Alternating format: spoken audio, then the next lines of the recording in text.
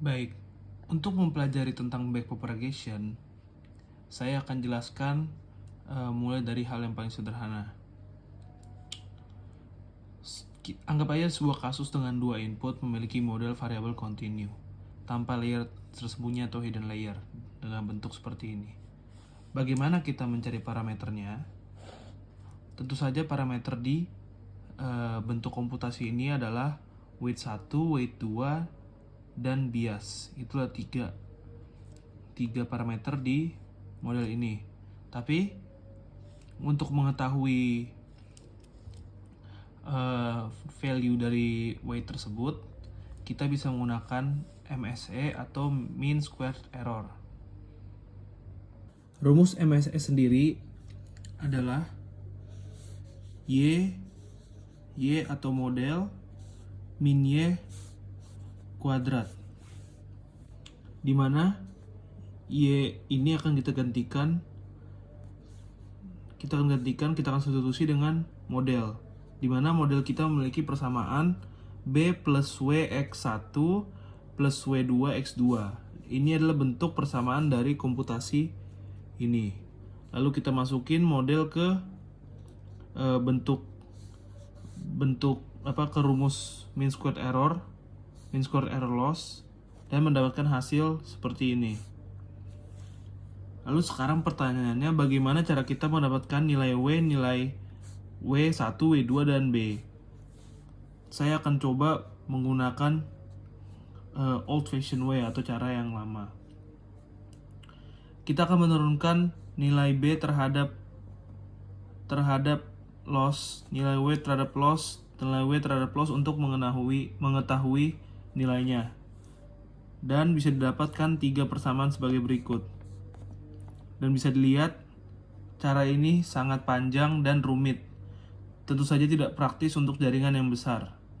Maka dari itu kita akan menggunakan chain rule, di mana kita melakukan permisalan. Di sini saya menambahkan variabel A1 dan A2, di mana A1 itu adalah W1 kali X1 dan A2 adalah W2 kali X2. Dan kita akan dapatkan persamaan seperti ini. Lalu bagaimana cara mendapatkan lalu seperti biasa kita akan mensubstitusi Y ke dalam rumus model ini, rumus MSE loss, di mana ketika kita menggunakan chain rule, gradien terhadap weight, turunan gradien terhadap weight dipecah menjadi perkalian beberapa turunan kecil. Misalnya contohnya dari loss ke output ke aktivasi, dan aktivasi ke weight. Masing-masing turunan lokal ini dihitung lalu nantinya akan digabungkan. Jadi dari chain rule ini kita mendapatkan mendapatkan persamaan turunan Y atau model terhadap loss, turunan bias terhadap model, turunan weight terhadap A, turunan weight terhadap A. Setelah dihitung dan didapatkan hasilnya, semua turunan digabungkan kembali, dan bisa dilihat hasilnya itu sama persis seperti old fashion way atau cara lama yang sebelum ini kita lakukan. Tetapi dari bentuknya bisa lihat lebih terstruktur. Lalu kita akan rewrite semua ini dalam bentuk komputasi. Berikut adalah variabel yang kita akan gunakan, dan kurang lebih bentuk komputasinya seperti ini. Jadi kita akan menghitung parameter dengan cara mundur, dan itu mengapa disebut dengan backprop. Karena bisa dilihat sendiri kita mencari nilainya dari menghitung mundur dari value loss, di mana yang tadi kita lakukan itu adalah dinamakan dengan forward pass. Lalu untuk melakukan backprop kita harus melakukannya dari loss menuju ke belakang. Seperti contohnya dari loss ke model Y,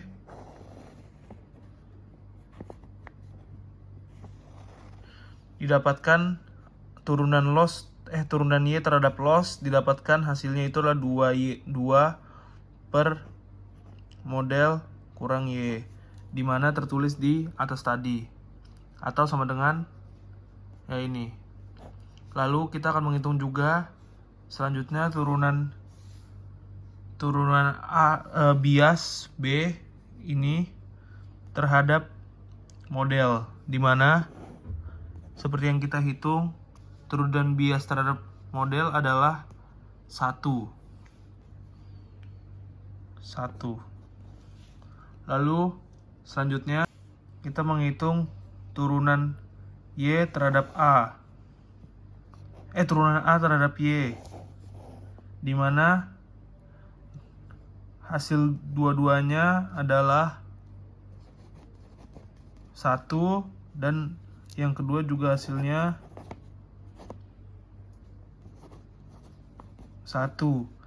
Karena bisa dilihat sini persamaannya, turunan dari persamaan berikut adalah 1. Lalu setelah itu kita bisa menurunkan lagi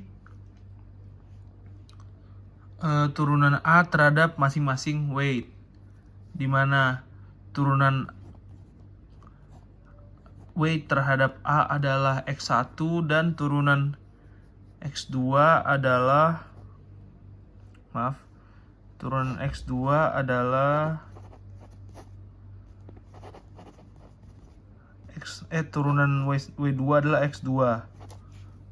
Kurang lebih backprop seperti itu, jadi kita menghitung dari loss output.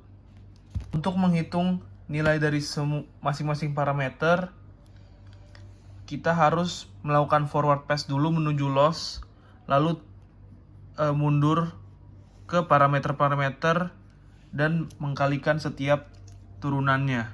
Inilah yang disebut dengan backpropagation. Setelah ini kita akan menghitung masing-masing dari parameternya.